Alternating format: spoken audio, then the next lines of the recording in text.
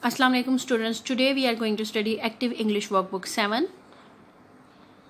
Chapter number 2, Drawing Snake with Feet. Students, today we will solve the activities of this chapter.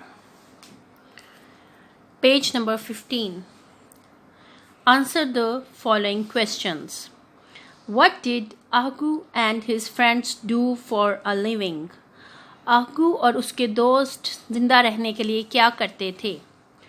Agu and his friends were farmers. वो क्या थे? किसान थे. And they cultivate for living. और वो जिंदा रहने के लिए क्या करते थे? कल्टीवेशन का काम करते थे, काश्तकारी करते थे. Why did the farmers' tummy start to rumble? क्यों फार्मर्स के टमीज जो थे ना वो रंबल करना शुरू कर दिए? क्यों उनसे आवाज आना शुरू हो गई? क्यों उनके पेट गुड़गुड़ाना शुरू कर दिए? The farmers' tummies started to rumble as it's time for their noonday meal. क्योंकि क्या हो गया था? उनके दोपहर के खाने का वक्त हो गया था. What prompted the official to give the farmers the tea? किस चीज ने ऑफिशियल को उकसाया कि वो चाय किसानों को दे दे? The generosity of the official prompted him to give the farmers the tea. उस ऑफिशियल की जनरोसिटी ने, उसकी अच्छाई ने उसको इस चीज पे उकसाया कि वो किसानों को चाय दे दे. Question number 4, page number 16. Why did Agu make improvements to his drawing? आगू ने अपनी ड्राइंग में क्यों इम्प्रूवमेंट्स की थी? Agu made improvements to his drawing because he realize that he has more time. क्योंकि उसे ये चीज़ का पता चला कि उसे लगा कि उसके पास मज़ीद वक्त है. What made Agu's friends laugh at him? कौन सी ऐसी बात थी जिसकी वजह से उसके दोस्त उस पर हंसना शुरू हो गए? Agu's painting made his friends laugh at him. उसकी पेंटिंग की वजह से उसके दोस्त क्या थे? उस पे हंसना शुरू हो गए. Page number 17, level 3. Write a word or a short phrase to explain the meaning of the following words as they are used in the passage. यहाँ पे कुछ लफ्ज़ दिए गए हैं. इनका मीनिंग बताने के लिए या तो एक वर्ड लिखना है या कोई शॉर्ट फ्रेज लिखनी है. Let's do it. Number 1, rumble. Rumble का मतलब क्या है? गुड़गुड़ाना. अब इंग्लिश में इसका मतलब क्या है? A loud sound, dull continuous noise. क्या है? एक लाउड लो साउंड है, अंदर से एक हल्की सी आवाज आना, लेकिन कंटिन्यूस, लगातार. Be in high spirits. A feeling of joy and pride. खुशी और फहर की जो फीलिंग है, एहसास है. Exquisite quality, sharp. Smug, self-satisfied. Ineligible, not eligible. Not eligible क्या है? जो किसी चीज के काबिल नहीं है. Smug मतलब चिकना चुपड़ा या self-satisfied. Exquisite quality, sharp, नफीस quality या नफीस खूबी. Assalamu alaikum students. Today we are going to study Active English Workbook 7. Chapter number 2, Drawing Snake with Feet. Students, today we will solve the activities of this chapter. Page number 15. Answer the following questions. What did Agu and his friends do for a living? Agu और उसके दोस्त जिंदा रहने के लिए क्या करते थे? Agu and his friends were farmers. वो क्या थे? किसान थे. And they cultivate for living. और वो जिंदा रहने के लिए क्या करते थे? कल्टीवेशन का काम करते थे, काश्तकारी करते थे. Why did the farmers' tummy start to rumble? क्यों फार्मर्स के टमीज जो थे ना वो रंबल करना शुरू कर दिए? क्यों उनसे आवाज आना शुरू हो गई? क्यों उनके पेट गुड़गुड़ाना शुरू कर दिए? The farmers' tummies started to rumble as it's time for their noonday meal. क्योंकि क्या हो गया था? उनके दोपहर के खाने का वक्त हो गया था. Vocabulary. Activity A. Out of 4 adjectives in the right hand column के 4 adjective में circle the one that most precisely expresses the opposite meaning to the main meaning of the adjective in the left hand column. Left hand side पे जो column है उससे opposite meaning वाले यहाँ पे जो एडजेक्टिव है हमने उनको क्या करना है? सर्कल करना है. Let's do. स्कार्स, कमतर. Rich, plentiful, frequent, crowded. अब यहाँ पे जो क्या है ऑपोजिट मीनिंग वाले, हमने उसे क्या करना है, अंडरलाइन, सर्कल करना है। Let's see. अब स्कार्स का मतलब है कमतर, प्लेंटीफुल और फ्रीक्वेंट का मतलब क्या है, ज्यादा। So we will circle these two. Rough, खुरदरा।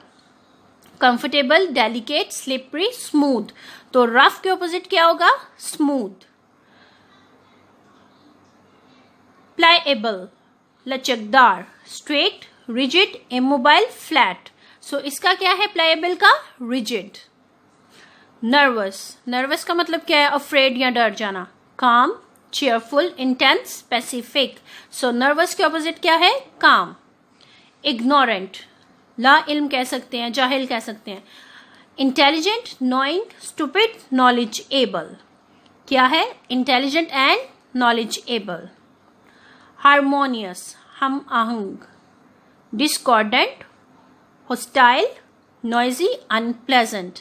अब इसके क्या ऑपोजिट होंगे, डिस्कॉर्डेंट, हॉस्टाइल और unpleasant. Page number 18। Sort the adjectives in the box into contrasting pairs, that is, pairs with opposite meanings, such as easy and difficult or extravagant and frugal. Write the contrasting pairs in the lines below. अब यहाँ पे उन्होंने कुछ words दे दिए, उन्होंने बोला इनका contrasting pair बना के यहाँ पे लिखें। Let's see. Stingy, foolish, generous, glum, enthusiastic, repulsive, bright, plain, peculiar, patterned, sensitive, ordinary, wise, attractive, outgoing, cheerful, shy, inconsiderate, half-hearted, dim. Let's do. Repulsive, attractive. Repulsive वो है जो किसी चीज को अपने से दूर करता है, और attractive क्यों है, जो किसी चीज को अपनी तरफ खींचता है। ब्राइट, डिम, चमकदार, और डिम, मध्यम। फुलिश, वाइज, बेवकूफ, अकलमंद। ऑर्डिनरी, आम। पैटर्न, बहुत खास।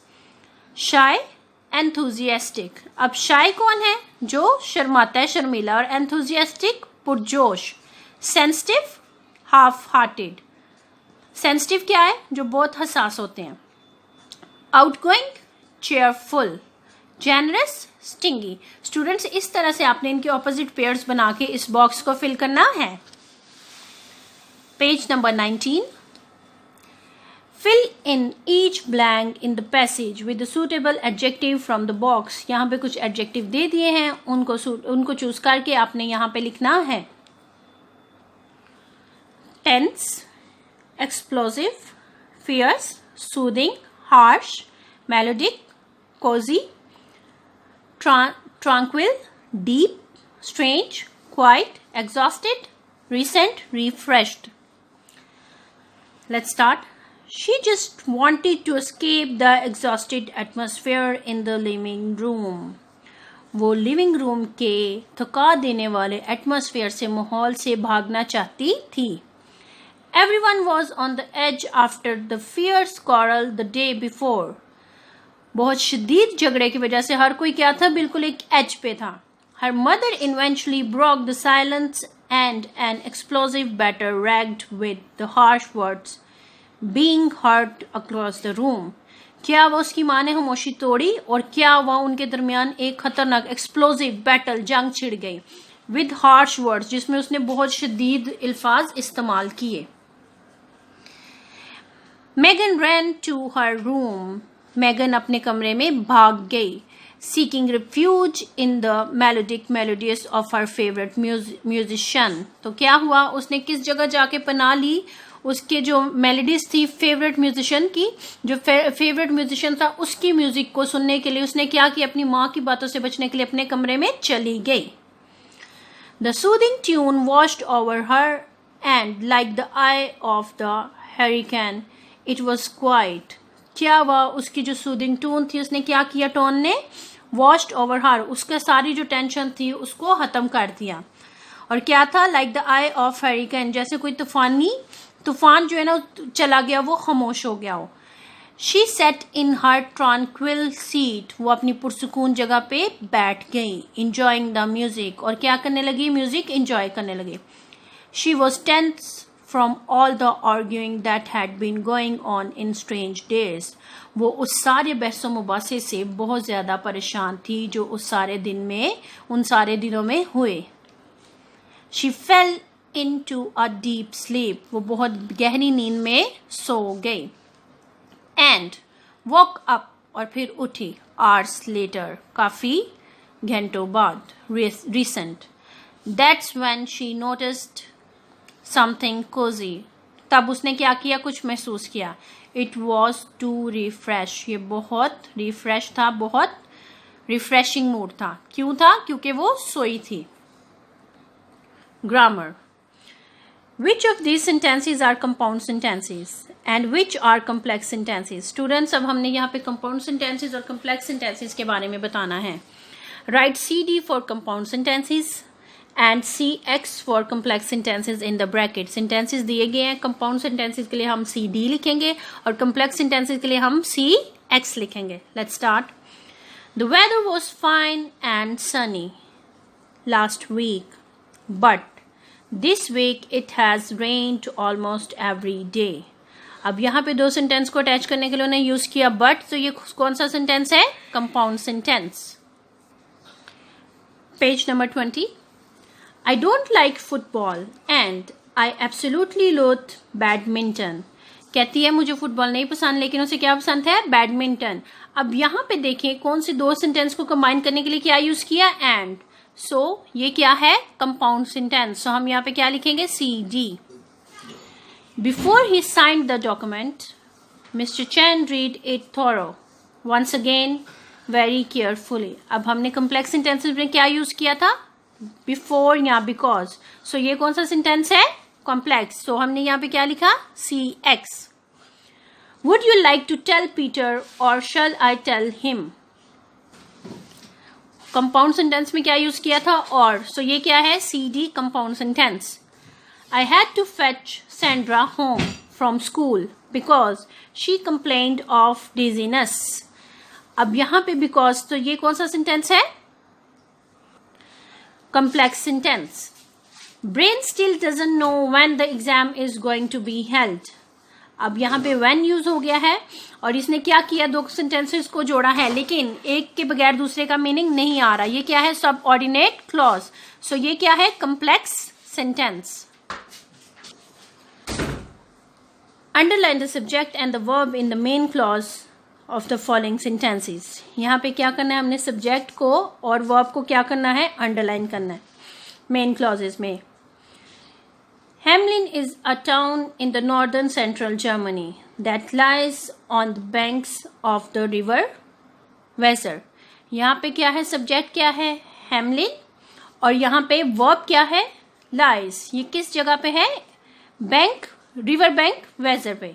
सो ये दोनों क्या है, subject and verb. Can you tell me where I can find Madagascar on the map?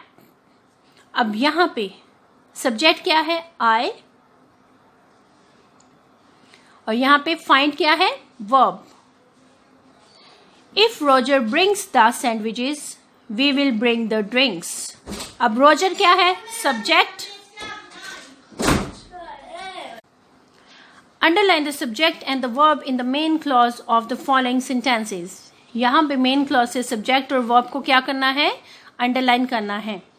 Hamelin is a town in northern central Germany that lies on the banks of the river Weser.